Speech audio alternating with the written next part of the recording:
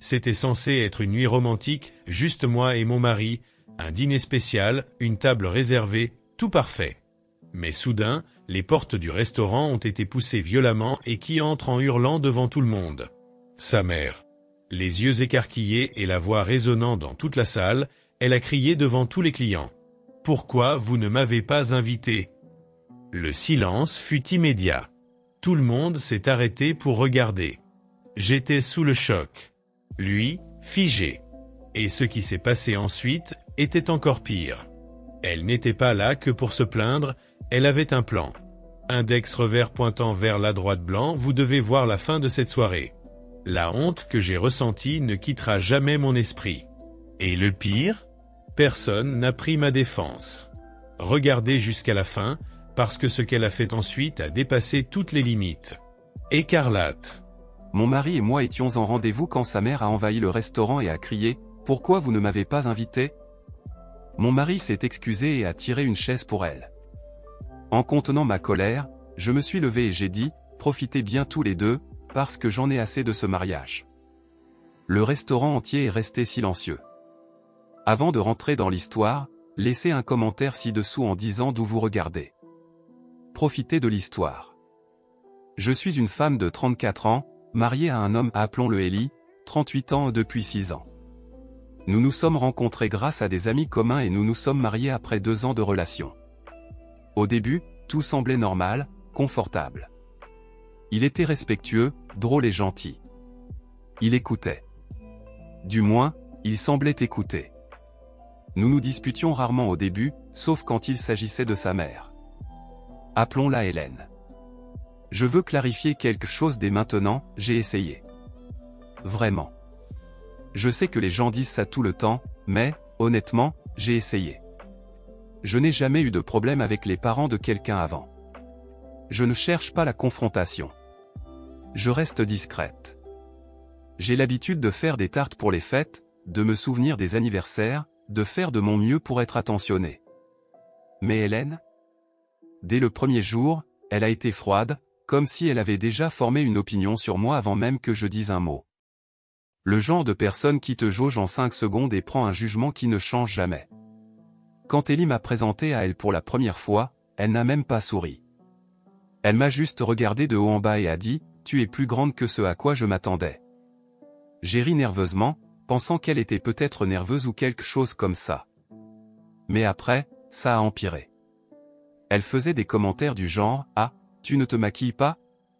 Quel courage !» ou encore « C'est vraiment cette robe que tu vas porter, hein ?» ou encore « Tu n'as pas utilisé ma recette pour la farce ». Elle débarquait chez nous sans prévenir. Une fois, elle est arrivée un dimanche matin et est entrée avec la clé de secours qu'il lui avait donnée. J'étais en peignoir. Elle m'a regardé droit dans les yeux et a dit « Moi aussi, je portais ce genre de choses avant de me marier. » J'ai demandé à Ellie, supplié, de fixer des limites. Il disait toujours « Elle a de bonnes intentions. Elle est juste vieille école. Elle essaie à sa manière. » Non. Elle essayait de contrôler. Mais Ellie ne voyait pas ça. Ou peut-être qu'il faisait semblant de ne pas le voir et s'en fichait simplement. Avec le temps, j'ai réalisé à quel point elle le dirigeait. Il ne prenait aucune grande décision sans lui demander. Planifier quoi que ce soit jamais, pas une seule fois dire à sa mère d'arrêter. Il souriait simplement, restait silencieux et me laissait tout supporter. Le mois dernier, il est rentré du travail et a dit qu'il avait une surprise. Il avait réservé au restaurant La Trattoria, le même endroit où nous étions allés pour notre premier anniversaire. Il a dit qu'il voulait renouer. Les choses étaient difficiles, et nous n'avions pas eu un moment seul depuis longtemps. J'étais agréablement surprise. Peut-être qu'il avait enfin remarqué les fissures. Peut-être qu'il était prêt à nous remettre en priorité. Alors, je me suis apprêté. J'ai soigné mon maquillage, porté cette petite robe noire croisée qu'il complimentait toujours et j'ai même bouclé mes cheveux. Nous sommes arrivés au restaurant. Ambiance aux chandelles, accueillante, pleine de couples discutant à voix basse. Cela semblait être une de ces rares soirées où les choses pouvaient vraiment s'améliorer. Nous avons commandé des boissons, nous avons même ri d'une bêtise quelque chose à propos d'un collègue qui avait confondu un horaire de réunion sur Zoom. Le serveur a apporté du pain frais et du beurre, et nous nous sommes assis. Nous étions au milieu d'une conversation quand j'ai entendu une voix stridente derrière nous. « Pourquoi vous ne m'avez pas invité ?» La phrase a coupé l'air comme un couteau. Tout le monde a regardé. J'ai levé la tête, et là, elle était, Hélène, en blouse imprimée léopard, maquillage épais, portant un de ces sacs géants qui semblaient pouvoir contenir une boule de bowling. Debout au milieu du restaurant, nous fusillant du regard comme si nous avions commis un crime. Ellie s'est figée. « Maman ?» Elle a marché vers nous comme si elle possédait l'endroit. « Tu m'as dit que tu resterais à la maison ce soir. Tu n'as pas dit que vous viendriez ici. Je t'ai dit que je voulais essayer ce restaurant. » Je ne pouvais pas parler. Ma mâchoire s'est bloquée, mon cœur martelait dans mes oreilles. Elle s'est tournée vers moi et a dit « Vous ne pensez pas que j'aurais aimé être incluse? C'est très égoïste de votre part. » Et là, Ellie a fait ce qu'il a fait. Il a regardé sa mère, puis moi, et a tiré la chaise vide. « Là, assieds-toi, maman.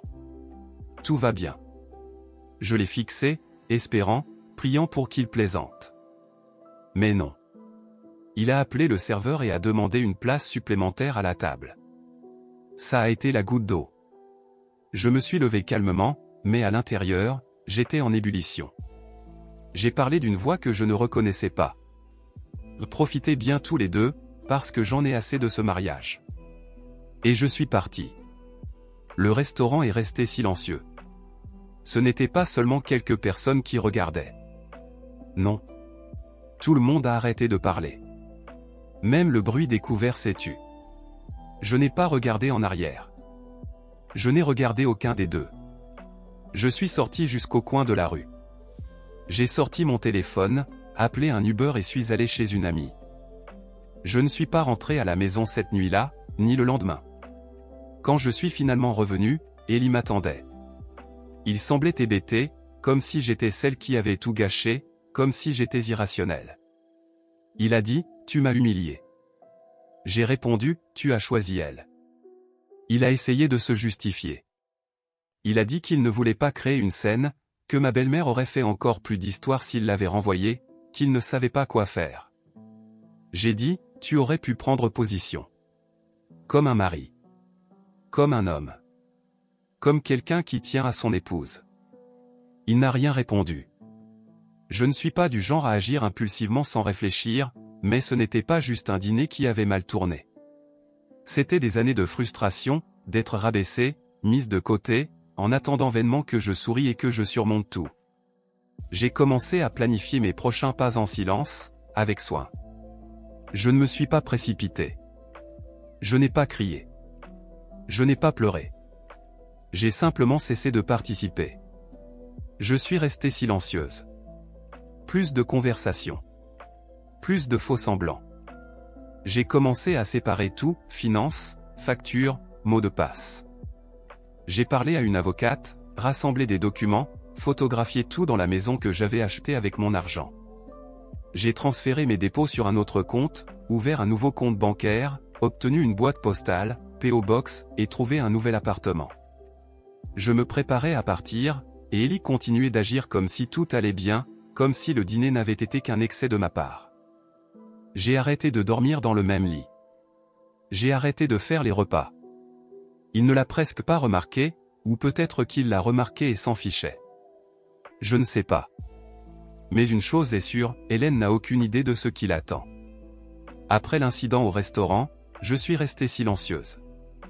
J'avais besoin de temps, d'espace. Pendant ce temps, il agissait comme si rien ne s'était passé. Le jour où je suis revenu, je l'ai trouvé en train de jouer à des jeux vidéo sur le canapé, comme si c'était un samedi ordinaire. Il m'a regardé et a dit, « Ça va mieux ?» Je n'ai pas répondu. Il a ajouté, « Tu sais comment elle est. C'est plus facile de la laisser venir que de gérer le drame. » Je l'ai fixé, me demandant s'il s'écoutait lui-même. Je n'ai pas répondu. Je suis simplement passé devant lui, et à partir de ce moment-là, j'ai cessé de prétendre. Plus de discussion. Plus de demandes pour qu'il mette des limites. J'avais déjà tout essayé. Maintenant, je n'allais plus demander. J'allais agir. J'ai commencé à faire des copies de tout, relevés bancaires, reçus, emails, messages textes. Et savez-vous ce qui m'a aidé? Le fait que je gérais la plupart de nos finances, épargne commune, tous mes dépôts, loyers payés sur mon compte, carte de crédit à mon nom. J'avais également payé la majeure partie de la compte du condo. Et savez-vous ce que j'ai découvert? Que Ellie envoyait de l'argent à Hélène. De petites sommes au début, 100 $ ici, 150 $ là, mais ça s'accumulait. J'ai vu un virement intitulé « Remboursement maman réparation voiture ». Un autre disait « Hélène courses alimentaires ». Même « Rembourser maman pour Brand » apparaissait. Je n'avais jamais approuvé tout ça. Je ne savais même pas. Quand je lui ai demandé, de manière décontractée, il a dit « Elle a tellement fait pour nous. C'est le moins que je puisse faire. » Nous? Elle n'a rien fait pour nous. Elle nous a sabotés. J'ai ajouté ces captures d'écran à mon dossier de documents. Et puis est venue la révélation. Un matin, alors qu'il était sous la douche, j'ai entendu son téléphone vibrer. Je ne fouillais pas, mais j'ai vu la notification. C'était un message de sa mère dans leur groupe de discussion, astérisque, tu lui as déjà dit? Astérisque, mon estomac s'est glacé. J'ai ouvert la conversation. Il y avait plusieurs messages de Hélène, astérisque, elle finira par découvrir. Tu as dit que tu lui dirais la semaine dernière. Ce n'est pas juste de continuer à cacher ça. Je suis fatigué de mentir. Astérisque. Il n'y avait personne d'autre dans le groupe. Juste Hélène et Ellie. Je suis resté là, accéléré, me demandant ce qu'il cachait. Quand il est sorti de la douche, seulement avec une serviette autour de la taille, je n'ai pas crié. Je ne lui ai pas jeté le téléphone. Je le lui ai simplement donné. Lis, ai-je dit. Il n'a pas lu. Il s'est assis sur le lit et a enfoui son visage dans ses mains. J'allais te le dire, murmura-t-il. Me dire quoi? Alors, il a avoué. Il avait déménagé dans un appartement 2 étages en dessous d'une autre 6 mois plus tôt. Et il ne m'avait rien dit parce que, elle ne voulait pas rendre les choses étranges. Elle voulait être près de son fils et observer les choses. Et oui. Cette femme vivait dans le même immeuble que moi, 2 étages en dessous, depuis 6 mois. Elle me voyait partir et revenir, probablement depuis son balcon. Elle voyait quand je partais travailler, quand je rentrais, et elle n'a jamais rien dit. Et Ellie avait aidé à déménager, à trouver l'appartement, porter les cartons, et m'avait menti chaque jour pendant 6 mois alors qu'elle rôdait dans l'immeuble comme une espionne non invitée. Je suis resté sans voix. Là, elle voulait juste être proche, a-t-il dit. Je ne pensais pas que c'était grave. Pas grave? Ta mère vit dans le même immeuble, Ellie. Tu l'as laissé m'espionner et ensuite tu m'as menti en face tous les jours pendant 6 mois. Cette nuit-là, j'ai fait mes valises et je suis parti. Depuis, je me prépare, comme je l'ai mentionné. J'ai trouvé un appartement d'une chambre, tranquille, sans la mer dans les parages. Mon avocate est incroyable. Nous gérons tout lentement, correctement, dans les règles de la loi. Mais Hélène ne réagit pas bien. J'ai commencé à recevoir des emails d'elle, certains passifs-agressifs, d'autres directement agressifs. Voici quelques exemples. Un mariage, c'est fait pour pardonner, pas pour faire des caprices. Tu le punis pour être un bon fils. Tu le regretteras quand tu seras vieille et seule. Je n'ai pas répondu. Elle est aussi venue devant mon nouvel immeuble. Oui, elle a trouvé l'adresse. Elle est restée sur le trottoir en regardant vers les fenêtres, comme si elle invoquait des démons du regard. Comme je ne suis pas descendu, elle m'a envoyé un message, « Fuir ne va pas résoudre ton problème d'attitude. » J'ai tout montré à mon avocate. Nous documentons chaque étape. Ellie, pour lui donner un peu de crédit, ne me court pas après, mais je sais qu'il parle avec elle tous les jours. Il ne comprend probablement toujours rien. Et puis, les choses se sont encore compliquées. Mon avocate a découvert quelque chose en examinant l'historique de notre propriété, le nom de Hélène figure sur le contrat du condominium. Apparemment, quand nous avons acheté, il l'avait inscrite comme investisseuse silencieuse pour aider à payer l'acompte. Mais voilà, j'ai payé la plus grande partie de cet acompte. La paperasse avait été faite par une amie de Hélène qui travaillait dans une agence immobilière. Je n'avais jamais vu les détails précis. Ils ont inclus le nom de Hélène sur l'acte de propriété. Je ne savais rien. Maintenant, je fais face à Ellie et Hélène. Et, techniquement, elle a des droits sur la propriété. Ce qui signifie qu'elle pourrait essayer de m'empêcher de vendre ou forcer Ellie à garder l'appartement. Mon avocate dit que nous pouvons nous battre. Nous construisons un dossier. Nous avons des reçus, des preuves de paiement, mais le fait qu'il ait signé ça sans me le dire montre qu'il avait tout planifié bien avant l'incident au restaurant. Peut-être dès le début. Je pensais avoir atteint le sommet de la trahison quand j'ai découvert qu'il vivait 2 étages plus bas. J'avais tort. Je n'avais aucune idée à quel point cette histoire allait profondément jusqu'à cette semaine. Je pensais simplement affronter une belle-mère obsédée par le contrôle et un mari faible. Je ne réalisais pas que j'étais au milieu de quelque chose de beaucoup plus calculé. Il y a 2 jours, il m'a envoyé un message demandant à me rencontrer. Il a dit qu'il voulait discuter de la façon de terminer tout cela pacifiquement. Pour la première fois, il semblait sérieux. Alors, j'ai accepté de le voir dans un café. Ce n'était pas la trattoria, soyez rassurés.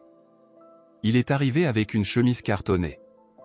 Il a dit, j'ai apporté les papiers. Rien d'officiel, juste pour faciliter les choses. Je n'y ai pas touché immédiatement. J'ai demandé, qu'est-ce que c'est ? Il a hésité. C'est juste un simple accord de propriété.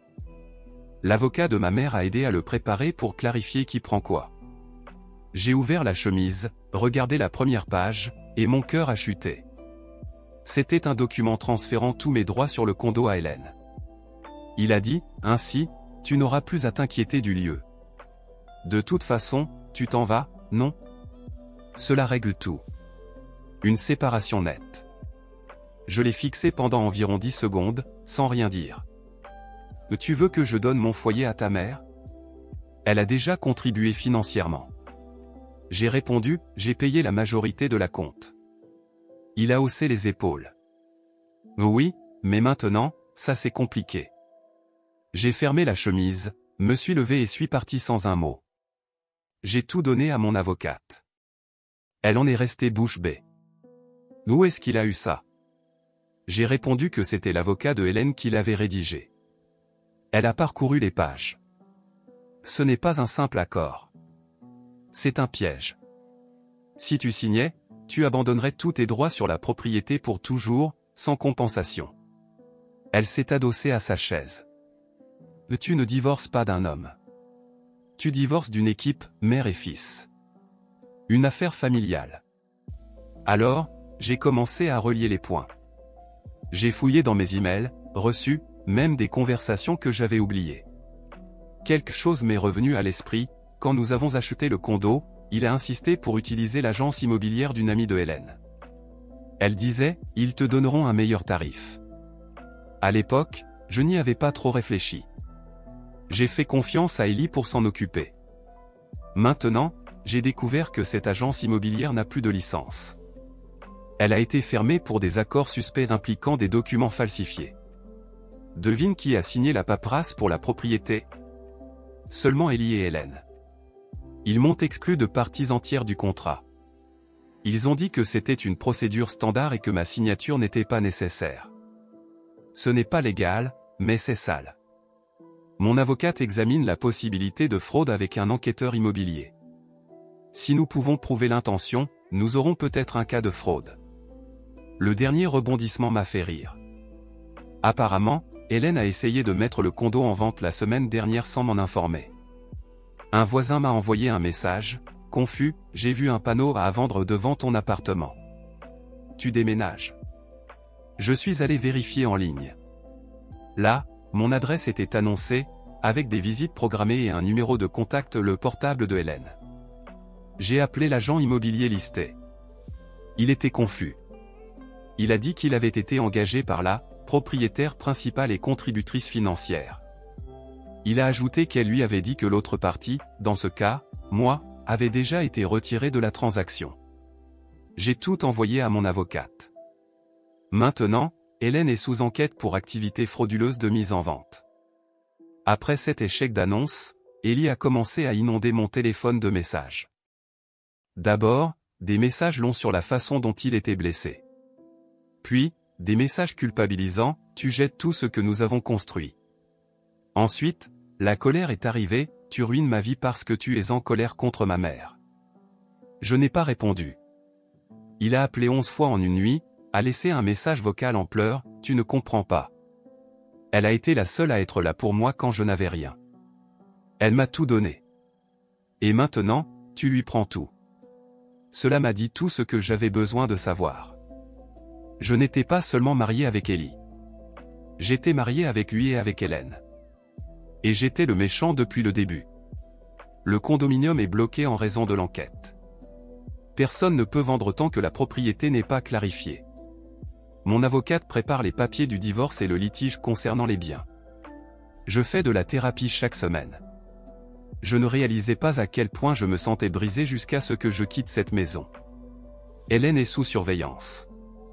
Si elle tente une autre manœuvre comme la fausse vente, nous porterons plainte pénalement. Il y a encore plus de choses que je n'ai pas partagées, des choses que j'ai découvertes sur les comptes bancaires d'Ellie, des choses dont je suis presque certaine que même Hélène n'est pas au courant. Et je sais que tout cela va encore éclater au grand jour. Ce n'est pas fini, loin de là. À ce stade, la bataille légale était en cours. Le divorce était en marche. La dispute pour l'immobilier était un cauchemar.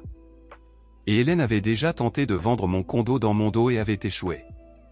Mais ce n'était toujours pas fini, car certaines personnes ne tombent jamais dans le silence. C'était un jeudi soir. J'étais dans mon nouvel appartement, en train de manger un repas livré, quand j'ai reçu un message d'Ellie, « Peux-tu venir dîner chez maman ?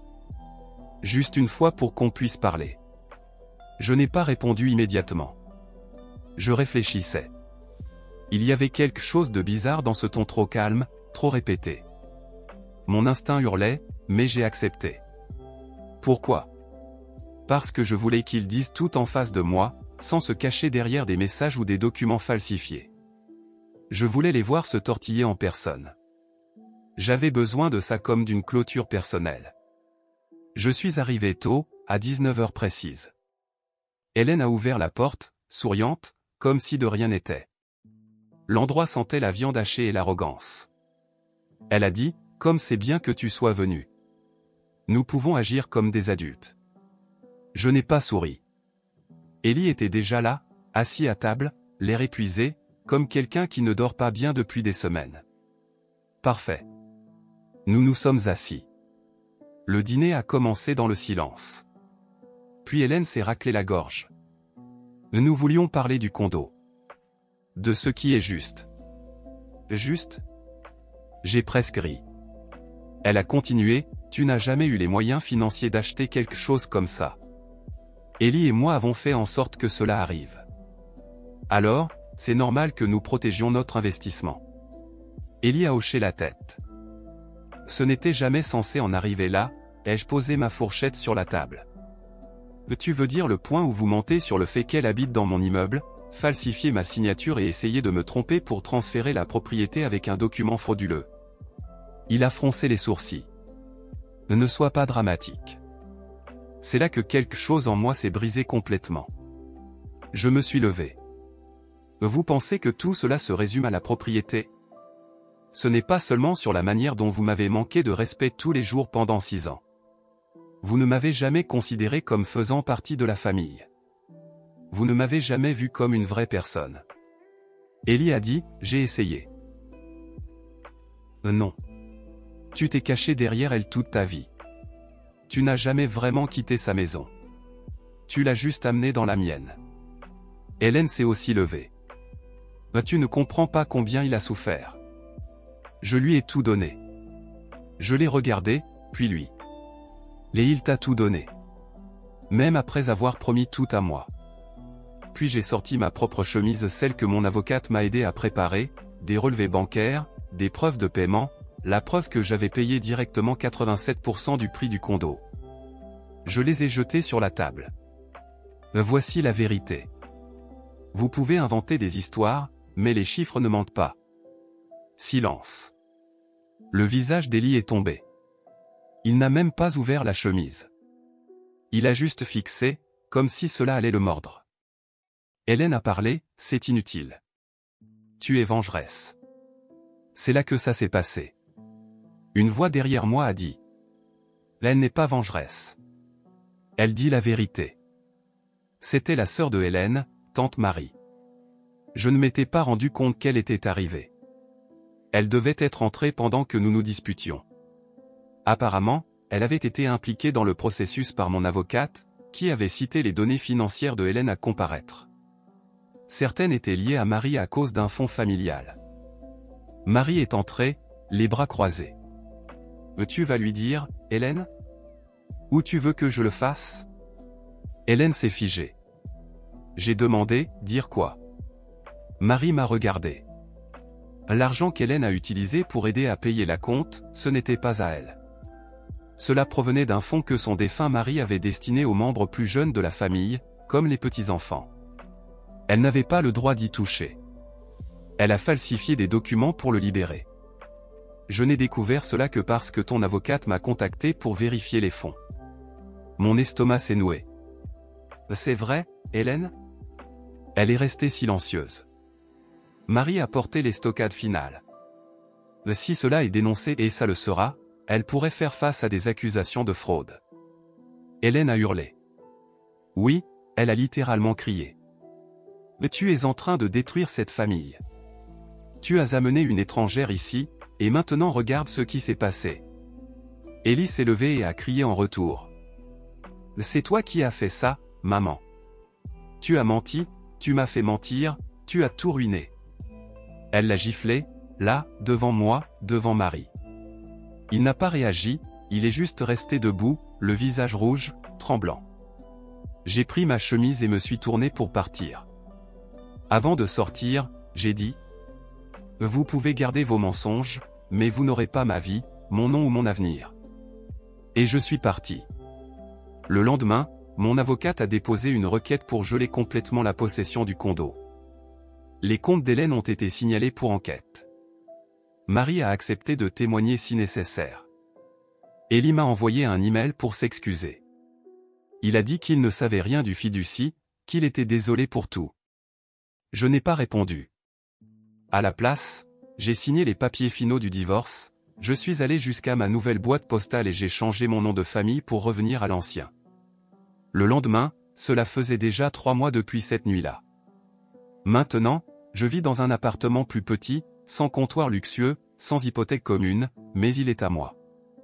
Je dors mieux, je ris plus fort, je prépare mon dîner en silence, sans personne pour me juger sur la façon dont je coupe mes légumes. Parfois, je regarde en arrière et je ressens de la colère pour les années perdues, pour la façon dont j'ai été aveugle. Mais la plupart du temps, je ressens de la gratitude, parce que j'ai réussi à partir. Et si vous lisez ceci et vous demandez si vous devriez quitter quelqu'un qui ne vous a jamais défendu, voici votre signe.